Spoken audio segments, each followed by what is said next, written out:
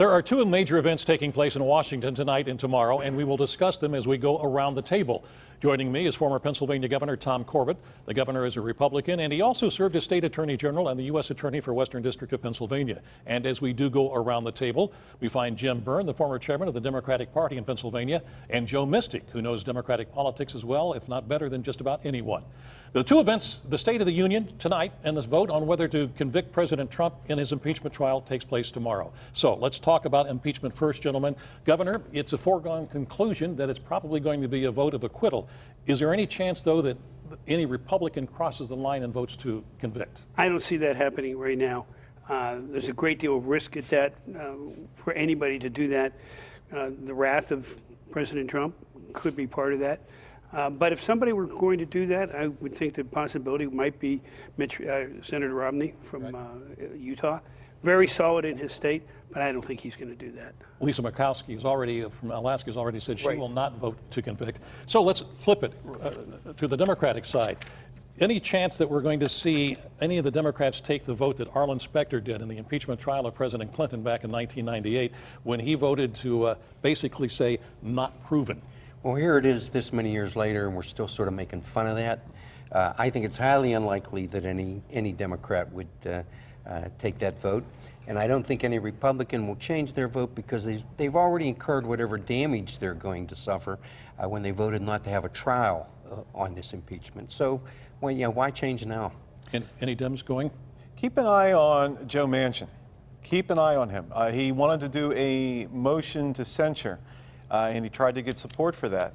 I don't think he is too keen on the concept of impeaching the president.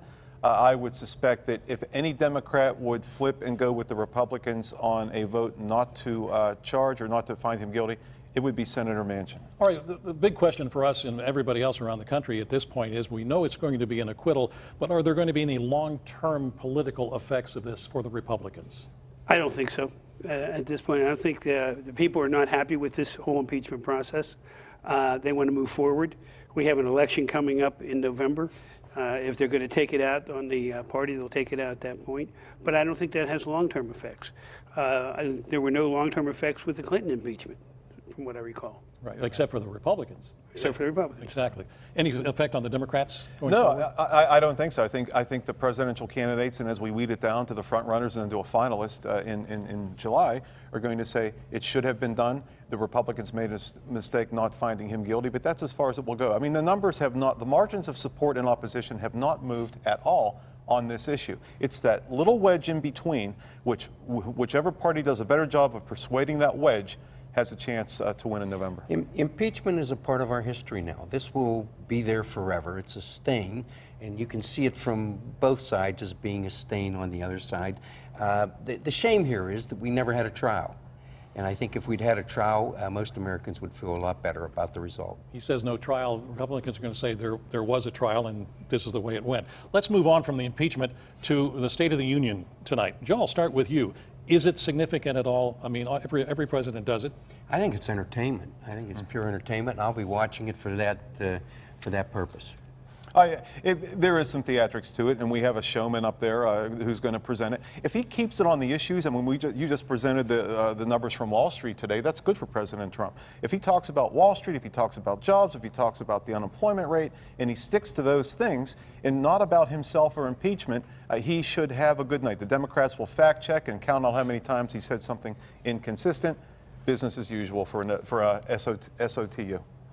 What do you think it's going to be like when he walks in and he has to either normally shake the hand of the House Speaker? Is that going to happen tonight, you think, Governor? I think he will offer, and I would be surprised if the House Speaker didn't return the handshake. Right. That's the courtesy, that's the protocol. Okay, we have our differences, we have to leave them behind. We have to show the nation that we're still governing together.